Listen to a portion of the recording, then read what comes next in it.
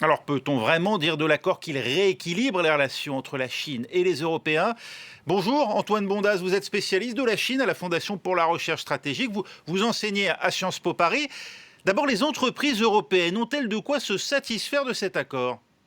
Alors, c'est quelque chose que demandaient les entreprises européennes depuis des années, notamment le début des négociations il y a 7 ans, en 2013. Les deux demandes, c'est avant tout une meilleure réciprocité, c'est-à-dire un meilleur accès au marché chinois et une plus grande transparence, notamment vis-à-vis des subventions chinoises aux entreprises publiques ou privées. Ce qui est extrêmement important, c'est qu'il y a quelques avancées sur ces dossiers-là, encore une fois, de anciennes demandes de la part de l'Union européenne. Est-ce que cela sera suffisant pour rééquilibrer les relations entre l'Union européenne et la Chine? Cela est beaucoup moins sûr, puisqu'encore une fois, c'est un accord sur les investissements et non pas un accord sur le commerce. On rappellera par exemple que le déficit commercial de la France avec la Chine en 2019 était le plus important parmi ses partenaires commerciaux, à plus de 35 milliards d'euros. Sur les transferts de technologies imposés aux Européens qui s'implantent, sur les aides directes et indirectes aussi du régime chinois à leurs propres entreprises, les Européens seront désormais mieux protégés.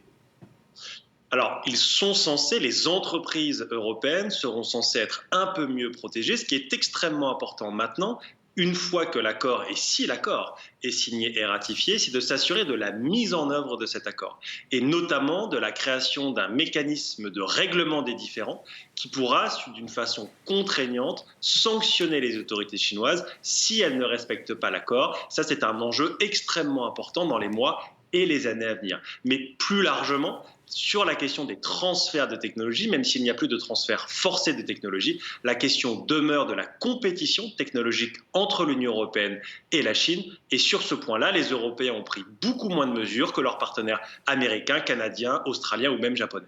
Restent les questions d'ordre éthique. Le travail forcé a fait l'objet de longues discussions. Les Chinois s'engagent à œuvrer à la mise en œuvre des normes de l'OIT, l'Organisation internationale du travail. C'est suffisant?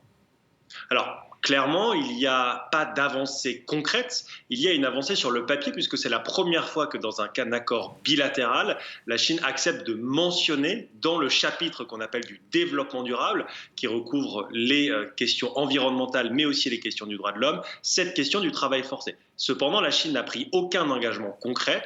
Vous l'avez rappelé, elle s'est juste engagée à travailler à la ratification de deux conventions de l'Organisation internationale du travail qui sont extrêmement importantes, les conventions 29 et 105, mais rien ne garantit que la Chine le fera dans les années à venir, et il est tout à parier que la Chine ne le fera pas. Et donc concrètement, cet accord n'a pas de conséquences directes sur la vie, notamment au Xinjiang, où on sait très bien que la situation des droits de l'homme est catastrophique. Merci Antoine Bondaz.